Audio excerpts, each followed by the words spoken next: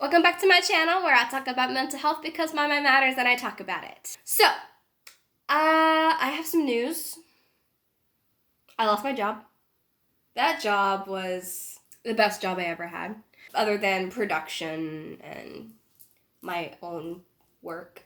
It was the best retail job that I ever had. And I was succeeding. I really was. Like, I became a key holder. That's a huge step for me. And I felt like I was growing. I was evolving. I was getting better. I felt like I was adulting. And now it's all gone. And not to mention, I also had a really good support system with all the women that I worked with. Everyone there is just absolutely amazing. And I love each and every one of them with my whole heart. And I'm gonna miss them a lot. So, let's get into what happened. Okay, so every job I've had has always ended in trauma. It's the reason why I have such a hard time finding jobs, because I have so much anxiety when it comes to jobs because of these traumas. I have limits, and when those limits are pushed, I'm triggered, and it comes out as a huge anxiety attack. Being pressured. I can't be pressured to talk to anyone at all times. I can't be pressured to be doing something at all times. I really need to have the freedom to just, if there's nothing to do, if there's nothing left, everything's done, nothing else is due, I need to have that time to recharge and to relax. I really just want to be able to sit there and read my book if there's nothing that needs to be done right away, especially if there's no customers. Of course, if there's customers in the store, I will not be reading my book. I need to feel safe to stop and breathe. A certain way a manager talks to me. I have been bullied in every place that I've worked at. I have been talked down to like I was some stupid little girl. I have been threatened to be killed. So what I need is management that is a good leadership, management that they treat you like equals and they will listen to you. They make it easy to communicate. And that's what I had at this last job. That's what I had. And then when things come up, there's the meeting with the boss. All my life, I mean, like going to church, you have meetings with the bishop, and even those I can't do anymore because of the trauma that it always turned out as. So meeting with the boss, it's been a lot worse. And every time I have a meeting with the boss, it's about a situation where there was a complete misunderstanding, and then the boss is like, they don't listen to me. And then no matter how the real situation is, they're like, either you stay and this gets worse, or I'm firing you right now. And then at that point, I just walk out. Nothing good has ever come out of me sitting down in a meeting with anyone one-on-one. So trauma causes anxiety. Anxiety attacks come from the anticipation that things will go bad. The whole thing is, it's so bad. It is so bad. Because it started off as one situation. But then after my meeting with my boss, it turned into a completely other situation that it should not have spiraled that far. But everything she was saying did not make sense. Nothing made sense. I had a small incident with one of my coworkers. That incident was all about someone having negative opinions about someone that they don't know, about a situation they know nothing about, something that they're not a part of. They had negative opinions on that and they shared it, and it got so far that I was pushed past my limits. This is how she perceived it as. We need to take away the phones because that will prevent this from happening again. And it's not like she was punishing us. No, she wasn't taking away our phones as a punishment. It was like, well, we're not supposed to be on our phones anyways. And because she was lenient, this happened. Because we were on our phones. Because we were allowed to have our phones on us, this happened. Our phones have literally nothing to do with anything that happened. Nothing. And it was after 7 o'clock. We had 30 minutes away until closing time. So there was no one in the store. Everything was done. There was nothing else left to do. So we were just sitting there talking. And then this subject came up.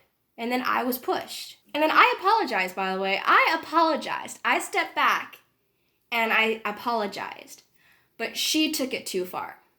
She made it out to be a lot more dramatic than it was. Our phones have nothing to do with it. And just because you take away our privileges isn't going to prevent it from happening again. Because it literally could have happened to anyone at any time just because we were talking about something. But she wouldn't listen. She didn't care at all what I had to say. It wasn't a safe situation. Emotionally for me. I was having a full-on anxiety attack in front of her. I'm crying, I'm shaking, and I'm trying to advocate myself. I'm trying to tell her what is going on to me and what needs to be fixed. She wouldn't listen. And then she has the audacity to say, "You're not the only one with mental health issues here." She invalidated me. I know more than anyone that I'm not the only one with problems. That's why I have this channel, is so that I can share my story to help people in similar situations. So I can inspire people to conquer their demons. When you say shit like that, it invalidates the person that you are talking to. She disagreed.